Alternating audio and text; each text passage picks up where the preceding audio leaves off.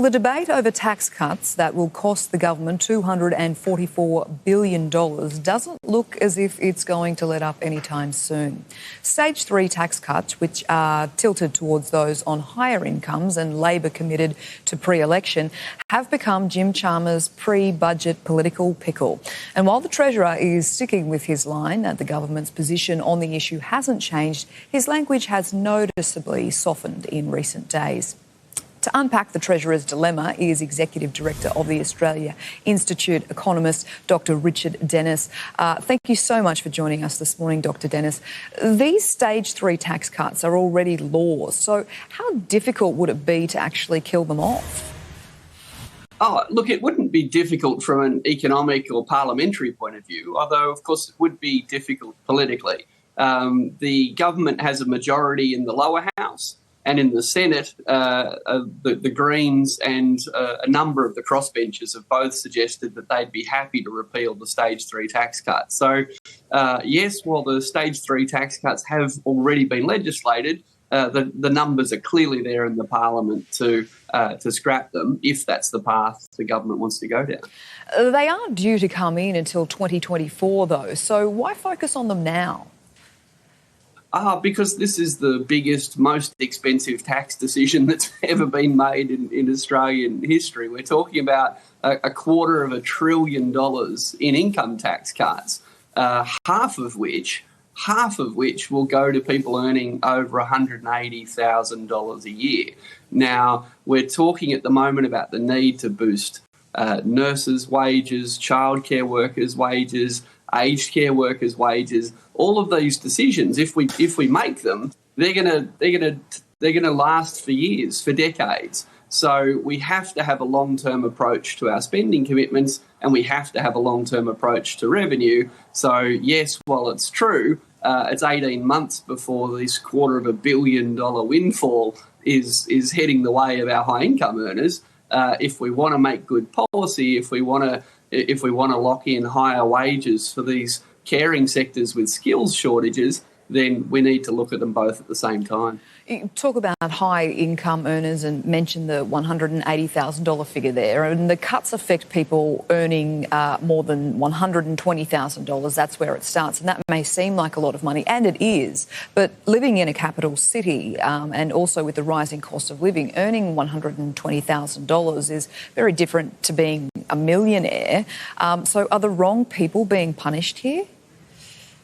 Look, no one's being punished here. Australia's one of the richest countries in the world, and we're just trying to decide what we need more of and what we need less of. And you're right, compared to $1 million, $120,000 isn't a lot.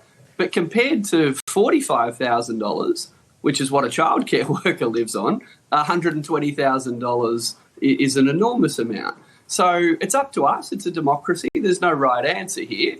But we're about to spend $250 billion on tax cuts, most of which will go to those earning over $180,000 a year, most of which will go to men, and literally none, not a cent of that will go to low-paid workers in childcare or aged care. Now, that's fine. Like, we could do that if we wanted to, but we can't then wring our hands and say, gee, we're having trouble attracting and retaining people into childcare. Why is it we can't get people to work in aged care? You know, I'm worried about my mum in aged care. I'm worried about my dad in aged care. I'm worried about my kids in childcare. If only there was some way to help. Well, there is.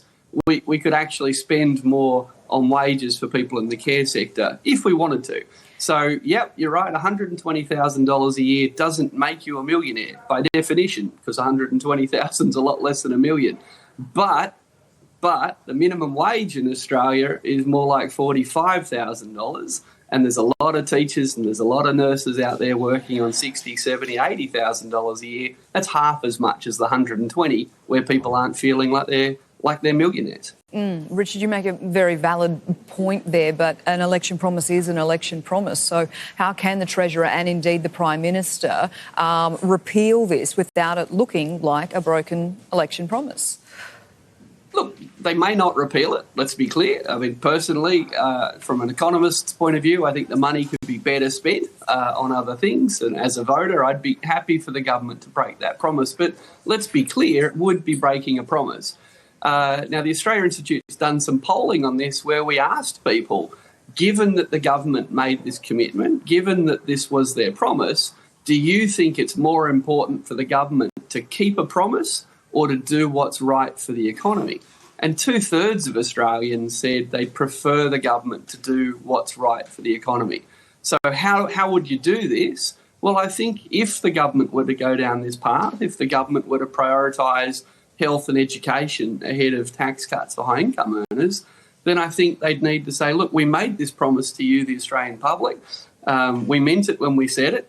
We didn't know interest rates were about to surge. We didn't know real wages were about to fall. We didn't know Russia was about to invade Ukraine. We didn't know a whole bunch of things when we made that promise.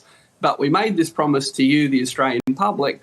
We think we'd like to do something else. How do you, the Australian public, feel about that? So there's no doubt that this is going to be, if they choose to do it, quote, a broken promise. Let's not pretend for a minute otherwise. But if the people you've made the promise to are happy with you changing your mind, then I think it would be bad economics and bad politics to stick with a bad idea just because you promised it before circumstances changed. This is certainly a very complex issue with a lot of moving parts that you've clearly outlined for you. So, Dr. Richard Dennis, thank you so much for helping us unpack this morning.